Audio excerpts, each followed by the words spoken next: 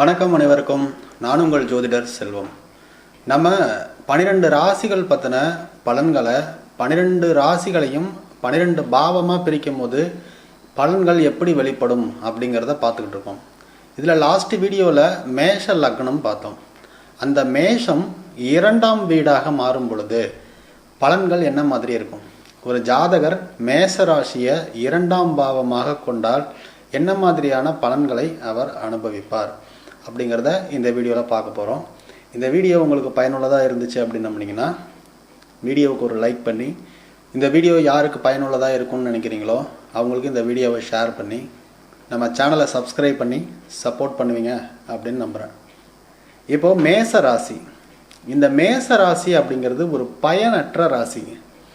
அந்த ராசி நமக்கு எந்த பாவமாக வந்தாலுமே அந்த பாவ பலன்களை முழுமையாக நாம் அனுபவித்தோமா அப்படிங்கிறது ஒரு சந்தேகமாக தான் இருக்கும். ஏன்னா அது ஒரு பயனற்ற ராசி, பலன்களை முழுமையாக அனுபவிக்க முடியாத ஒரு ராசி. அப்போது இந்த மேஷ ராசி 2ஆம் பாவமாக வரும் பொழுது இவர்களுடைய வீடு அப்படின்னு நம்ம எடுத்துக்கிட்டோம்னா இவர்களுடைய தெருக்களில் முதல் வீடாக இருக்கும், அல்லது நடுவில் தெருவின் மத்தியில் இவர்களுடைய வீடானது இருக்கும். இவர்கிட்ட ஒரு பணத்தை கொடுத்து சேமித்து வை அப்படின்னு சொன்னோம்னா கண்டிப்பாக அந்த பணத்தை யாருக்காவது கடனை கொடுத்துட்டோ, அல்லது என்கிட்ட ஒருத்தவங்க கேட்டாங்க நான் அவங்களுக்கு கொடுத்துட்டேன் கைமாத்தா இப்படின்னு அந்த பணத்தை தனக்கு பிரயோஜனப்படாமல், தன் குடும்பத்துக்கும் பிரயோஜனப்படாமல், தங்கிட்ட உதவின்னு கேட்டாங்க அதனால் கொடுத்தேன், ஒரு மாதத்தில் தரேன்னு சொன்னாங்க அதனால் கொடுத்தேன், இப்படின்னு இந்த பணத்தை சரியாக கையாள தெரியாத ஒரு பாவம் அப்படின்னா இந்த மேஷம் 2ஆம் பாவமாக வரக்கூடியது. இவங்களுடைய வருமானங்களை சரியான முறையில் சரியான ஒரு திட்டமிடலோட செலவு பண்ண மாட்டாங்க. கையில் ஒரு 10,000 ரூபாய் இருக்குது அப்படின்னா அந்த 10,000 ரூபாய்க்கு என்னென்ன செலவு பண்ணணும் அப்படின்னு இவங்க நோட் பண்ணி வச்சாங்கன்னா அதை சத்தியமாக செய்ய மாட்டாங்க. ஏன்னா அதுக்கு முன்னாடியே அவங்கக்கிட்ட இருக்கிற பணத்துக்கு வேற ஒரு செலவு ரெடியாக இருக்கும். அப்படி தான் ஆசைப்படுற பொருளாகட்டும், தான் விருப்பப்படுற ஒரு செயலாகட்டும், அதுக்கு இந்த வருமானத்தை கொண்டு அந்த பலன்களை அவங்களால அனுபவிக்க முடியுமா அப்படின்னு கேட்டால் கண்டிப்பாக அனுபவிக்க முடியாது. அடுத்ததாக இந்த மேஷம் அப்படிங்கிறது 2ஆம் பாவமாக வரும் பொழுது காலபுருஷனுடைய 7ஆம் பாவம் 8ஆம் பாவமாக மாறும். அப்போது மனைவி வழியிலையும் மனைவி உறவினர்கள் வழியிலையும் இவங்களுக்கு தொல்லைகள் பிரச்சனைகள் இருந்துக்கிட்டே இருக்கும். அதே மாதிரி ஒரு சரியான அண்டர்ஸ்டாண்டிங் அப்படிங்கிறது இருக்காது. மோஸ்ட்லி பார்த்திங்கன்னா கணவனும் மனைவியும் பிரிந்திருக்கக்கூடிய சூழ்நிலை ஏற்படும். வேலை காரணமாக, தொழில் காரணமாக, இந்த மாதிரி வெளிநாட்டில் போய் வேலை செய்யக்கூடியவங்க, இந்த மாதிரியான அமைப்புகளில் நிறையா இந்த மேஷம் 2ஆம் பாவமாக வரக்கூடிய ஜாதகங்களில் இருக்குது. இவங்களுக்கு வருமானம் அப்படின்னு எடுத்துக்கிட்டோம்னா இந்த 2ஆம் பாவம் வெளிநாடு மூலமாக வருமானம் வரும். அதே போல் மார்க்கெட்டிங் சைட்லேருந்து வருமானம் வரும், அரசாங்கத்துறையிலிருந்து வருமானம் வரும். இந்த மேஷம் 2ஆம் பாவமாக வரும் பொழுது குடும்பஸ்தானம் அப்படிங்கிறது 2ஆம் பாவம். இந்த குடும்பஸ்தானம் அப்படிங்கிறது ஒரு பிரச்சனைக்குரியதாகவே இருக்கும்.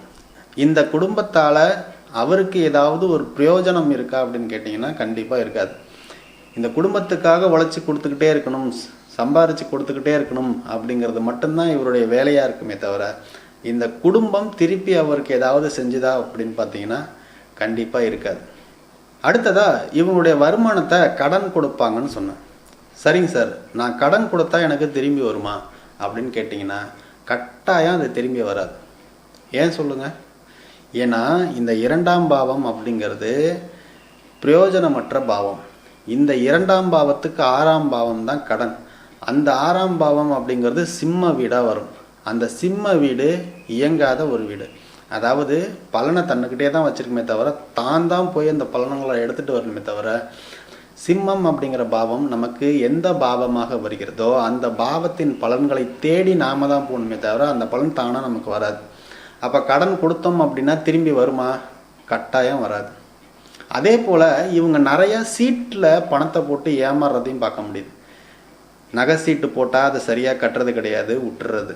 அடுத்ததாக பார்த்தீங்கன்னா சீட்டு கம்பெனிகளை நம்பி அதிக வட்டிக்கு நம்பி 10,000 ரூபா போட்டால் 20,000 ரூபா கிடைக்கும் அப்படின்னு யாராவது ஒருத்தவங்க ஏமாற்றணும் அப்படின்னா இந்த மேஷம் 2ஆம் பாவமாக இருக்கிறவங்க தான் பலிகடாவாகிறாங்க. அதை நிறையா பார்க்க முடியுது. நானே லைவாக எக்ஸ்பீரியன்ஸ் பண்ணியிருக்கேன். பணத்தை சீட்டு கம்பெனியில் போட்டு பணத்தை திவாலானவங்களுடைய பாவங்களில் முக்கால்வாசி இந்த மேசம் 2ஆம் பாவமாக இருக்குது. அதே போல் பணம் கொடுக்கல் வாங்கிறத பார்த்தோம். சார் நான் வட்டி தொழில் பண்ணலாமா, கடன் கொடுத்து வாங்கலாமா, இன்ட்ரெஸ்ட் பிஸ்னஸ் பண்ணலாமா, இப்படிலாம் கேட்பாங்க.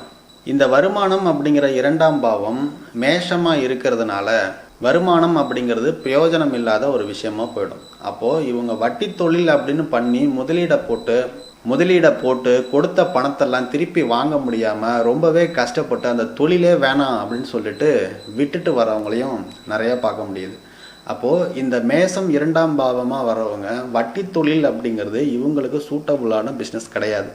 பணத்தை போட்டு நஷ்டம் அடையக்கூடிய நிலையை தான் அது கொடுக்கும். அதனால் கவனமாக இருக்கணும். இந்த மேஷம் 2ஆம் பாவமாக வரும் பொழுது இவர்களுடைய இளமை காலத்தில் அதிகமான பண நெருக்கடிகள் இருக்கும். குடும்பத்திலையும் சரி, இவர்களுடைய தனிப்பட்ட நிலையிலும் சரி, இவங்களுக்கு இந்த பண கஷ்டம், பண தேவை அப்படிங்கிறது ரொம்பவே அதிகமாக இருக்கும். இவங்களுடைய 36-37 வயசுக்கு அப்புறம் இவங்களுடைய பொருளாதார நிலை, வீடு வாங்குறது, வண்டி வாங்குறது, இது எல்லாமே பார்த்தீங்கன்னா ஒரு 36-37 வயசுக்கு அப்புறம் ரொம்ப நல்லாவே இருக்கும். அப்போ இவங்க வருமானம் அப்படிங்கிறத எந்த ஒரு விஷயத்துலையும் போய் லாக் ஆகாமல் நம்ம பார்த்துக்கணும். இவங்களுடைய வருமானத்தை ஃபிக்ஸட் டெபாசிட்டில் ஆத்தரைஸ்டாக இருக்கக்கூடிய பேங்க்கில் போட்டு வைக்கிறது, வருமானம் வருது அந்த வருமானத்தை கோல்டாக இன்வெஸ்ட் பண்ணி வைக்கிறது அல்லது இடமாக வாங்கி போடுறது, இந்த மாதிரியான விஷயங்கள். ஒரு இடத்த விற்று பணம் வருது அப்படின்னா அதை ஃபிக்ஸட் டெபாசிட்டில் போட்டு சேஃபாக வைக்கிறது, இந்த மாதிரியான நிலைகளை முன்னெடுக்கும் பொழுது தான் இந்த வருமானத்தை உங்களால் பயன்படுத்த முடியும். அப்படியும் அந்த வருமானத்தின் மூலியமாக நீங்கள் பயனடைவீங்களா அப்படின்னு பார்த்தா கண்டிப்பாக அதுலேயும் ஒரு கேள்விக்குறி தான். ஏன்னா அதை முழுசாக உங்களால் பயன்படுத்த முடியாது. நீங்கள் ஒரு சொத்து வாங்கினீங்கன்னா அந்த சொத்தில் வேற ஒரு ஆள் அனுபவிச்சுக்கிட்டு இருப்பான். நீங்கள் ஒரு வண்டி வாங்குறீங்க அப்படின்னா அந்த வண்டியை இன்னொருத்தவன் தான் எடுத்து ஓட்டிக்கிட்டு இருப்பான். இப்படி தனக்குன்னு வாங்கக்கூடிய எந்த ஒரு விஷயமும் தன்னால் முழுமையாக பயன்படுத்த முடியாத ஒரு சூழ்நிலையை யாருக்கு கொடுக்கும் அப்படின்னா இந்த மேசம் 2ஆம் பாவமாக வரக்கூடிய ஜாதகங்கள். அதே மாதிரி வீட்டில் பார்த்தீங்கன்னா டிவி வச்சுருப்பாங்க, ஃப்ரிட்ஜு வச்சுருப்பாங்க, இந்த மாதிரி எல்லா தேவையான பொருட்களும் வீட்டில் இருக்கும்.